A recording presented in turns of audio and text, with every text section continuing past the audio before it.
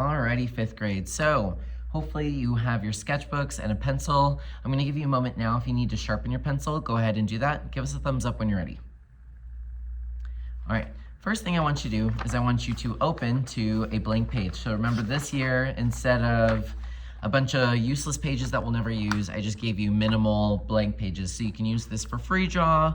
We can write notes in it. It's really kind of for everything. Today we're gonna take a little bit of notes. We're gonna have some fun. We're gonna do some activities that I think you'll really enjoy. And I'm gonna show you some advanced art techniques. Some of these techniques you probably already knew or you just didn't have a name for. As you guys are working today, I'm gonna be passing out a permission slip. I know you probably can't read this from here, but basically you're going to wear your favorite pair of shoes next week to draw. So this is something I do with fifth grade every year. I ask them to bring something from home, but if you can't bring something from home, then you'll always have your shoes so you can wear your favorite shoes and then draw them, but we need to draw something from life.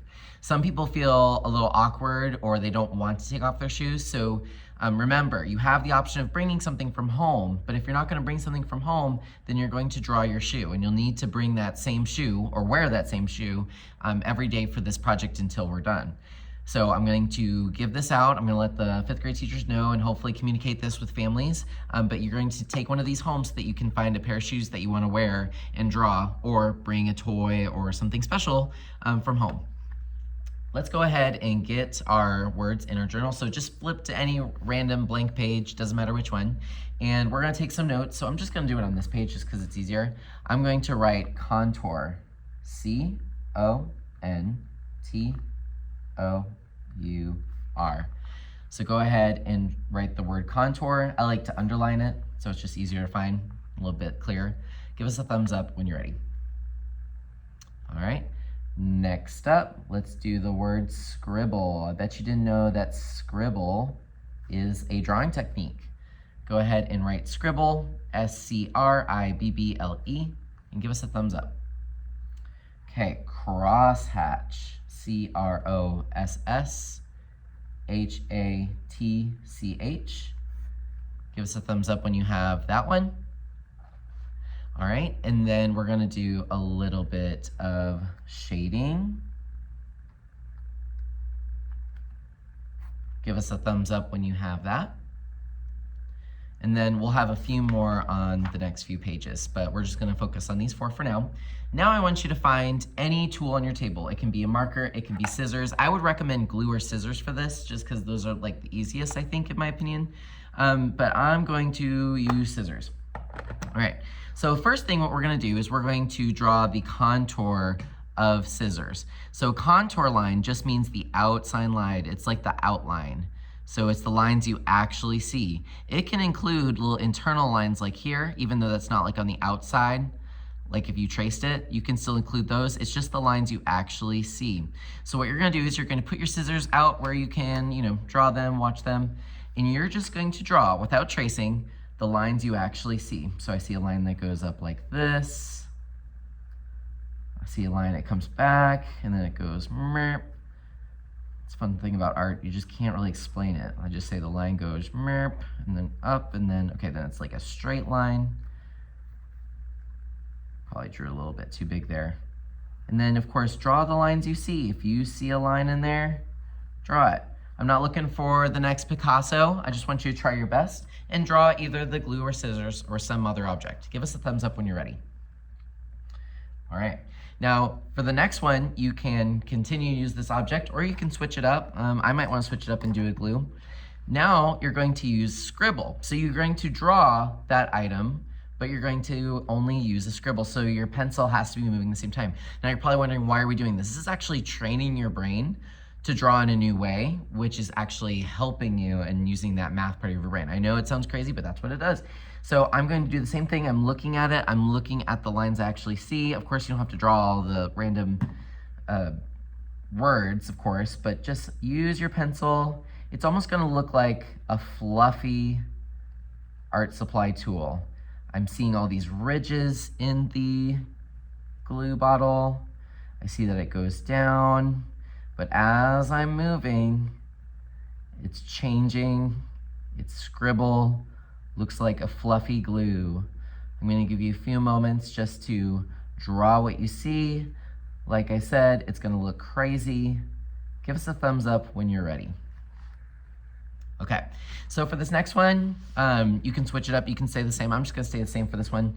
You're gonna do cross-hatching. So cross-hatching is little itty bitty little lines. So it's almost gonna look like a hairy scissors or hairy glue, whatever you decide you wanna use. So I'm going to put it again, maybe I'm gonna turn it a little bit, and then your pencil is never drawing a long line. It's only doing little scratches. And so you're gonna go fast. I'm looking at what I actually see in front of me. This is not meant to look real. I see some lines, but they're not too long.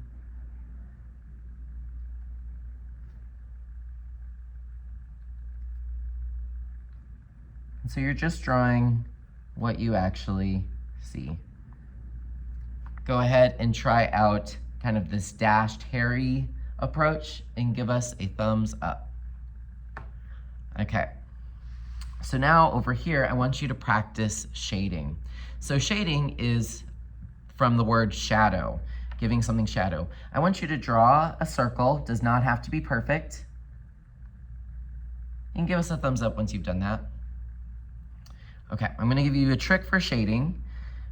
You're gonna decide on which side of the circle you wanna add shadow. When you add shadow, it becomes a 3D shape, and so that would be a spear in this case. So on one side, I'm going to get just a little bit of cross-hatching. I'm going back and forth with little lines. And I'm gonna take my finger and I'm going to rub. I'm gonna give it a nice little massage. And you'll see that it looks a little bit darker, right? But it doesn't look quite like real or anything. So I'm gonna go in, but maybe just a little bit more narrow, because remember the shadow gets darker as it hits one side of the object. Go back in, shadow. But let's go in and do more. More lines, more blending, and you're gonna see it's starting to blend and look more and more 3D. If you feel like it needs more shadow, go back and do that. But shadow, you kind of have to build it up. Now I'm gonna press my pencil and I'm gonna go really hard and tough on the paper.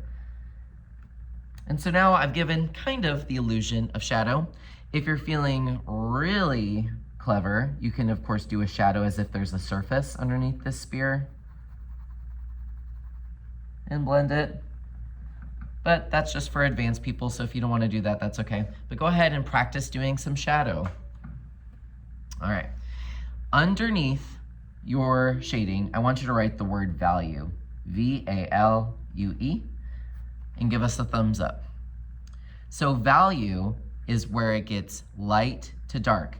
I want you to draw an arrow to where maybe your darkest area is, so maybe like right here. That's where it's the darkest part of the spear, because that's where the most shadow is. And then I want you to draw an arrow where it's the lightest, so where the light is hitting it. Because you have to imagine if like the sun or a lamp is coming this way, all that light would hit this spear and then this side would be shadow. Give us a thumbs up when you're ready. All right, so now I want you to flip the page. We're going to be using 2 more pages. On one side, I want you to do something called stippling, S-T-I-P-P-L-I-N-G.